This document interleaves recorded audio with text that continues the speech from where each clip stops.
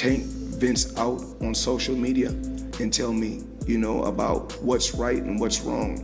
They wanted everybody to see his name on the wall just like everybody else, you know? One thing I learned from my pops was don't need no gang, don't need a group of people. Now when I see a group, somebody in a group, I feel like they soft. He a coward. Every time he gets hit, even in the gym, he jumps out the ring like a little, and he does that time. He just acts like he's tough right now. Now, to say some gang shit. Floyd Mayweather fiercely defended Calvin Ford while calling out Tank Davis for his lack of gratitude and respect. He made it clear that he had given Davis the tools to succeed, emphasizing that if anything ever went wrong, there should be no bad blood. Mayweather didn't hold back, making it known that he had put Davis in a position to thrive. Whether as an entrepreneur or a boss, his message was direct. Davis owed much of his success to the opportunities he was given, and disrespecting those who helped him was unacceptable. Then go wrong and you're not with me no more. You don't have nothing bad to say about me because I put you in a position to become an entrepreneur or to become a boss. Calvin Ford has been Davis's trainer since childhood, guiding him from a young, talented fighter to a world champion, more than just a coach. Ford has been a mentor and father figure, shaping Davis inside and outside the ring. Despite this, tensions have risen as Davis has been criticized for showing a lack of gratitude toward those who helped him reach the top.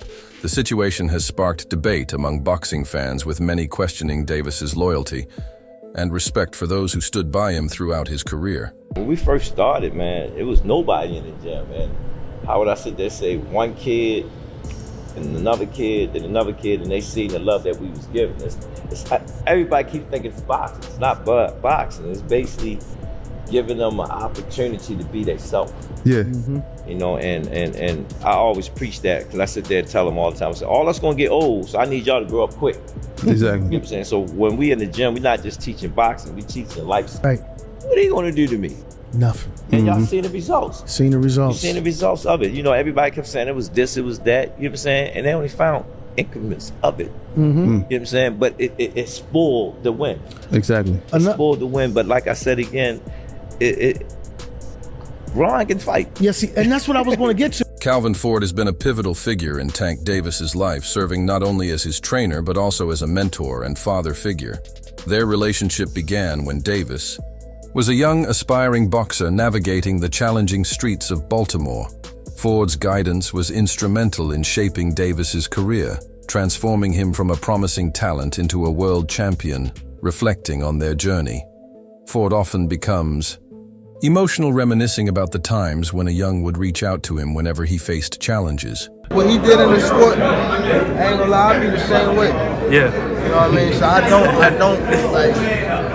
don't follow him for like stand to himself and things like that. You know what I mean? But it's also a part of me type thing, like come back and help too. You know what I mean? So Yeah. it's much love to the whole Mayweather promotion. You know what I mean? Ain't no bad blood type shit. And a lot of people think like when I be tweeting on the internet, I be mad. I just be talking shit. You've been tweeting a lot more recently, bro. Why is that? Yeah, 'cause I'm in camp. Yeah. I'm in camp, man. So I wasn't in camp, I wouldn't be tweeting. What does that mean? You're angrier now? You're trying to talk more?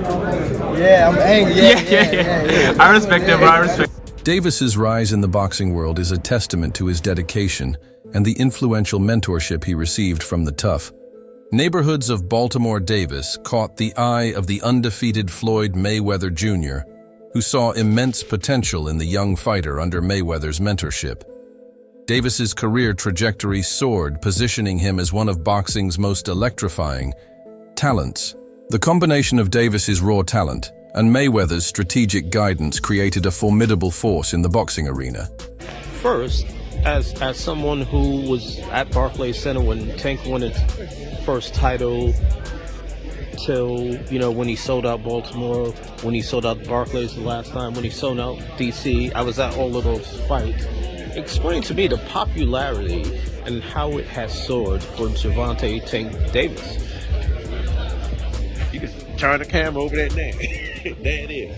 This is our next generation fighter. You know, when I sit back and watch Floyd when he retired, I actually see Gervonta Tank Davis doing it now. You know, he's going to carry this next generation to where they need to be at.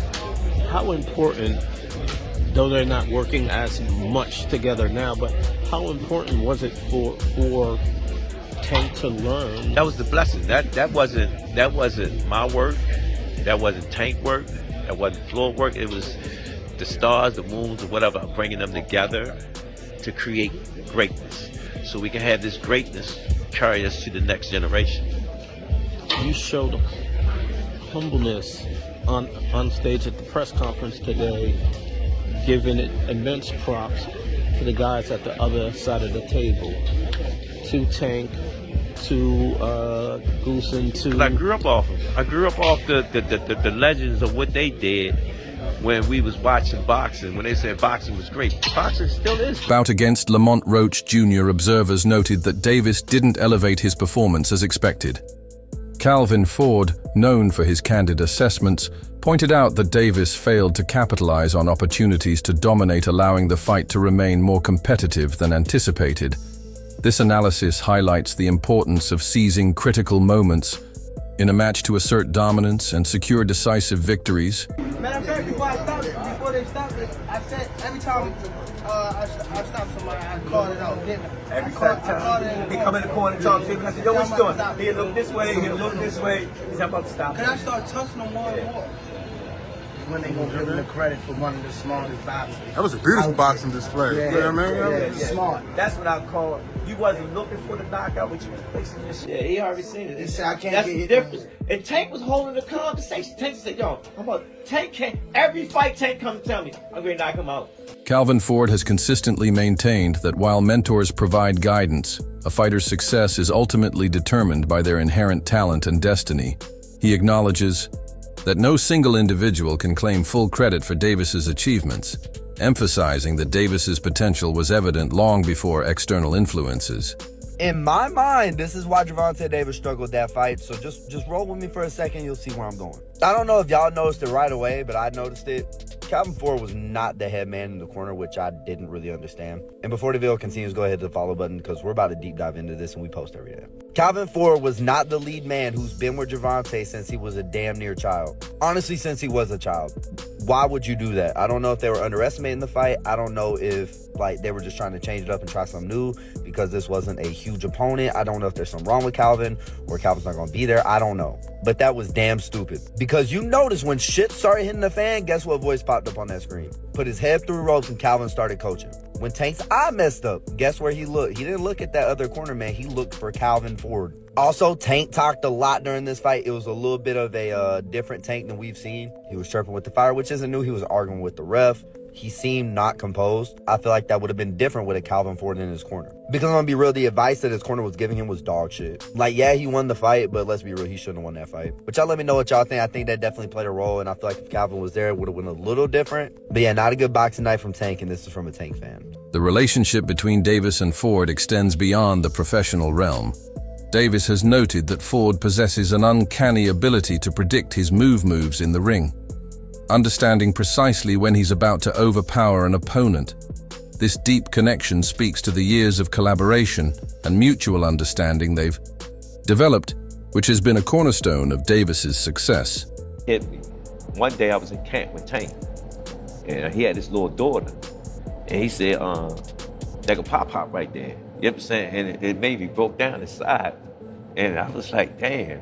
And when I look at him now, I still hear little Tank, but I know he's a grown man now. You know what I'm saying? Right. But it just shows you the work and the years that you put in, grooming an individual to become what he's going to become. Yeah.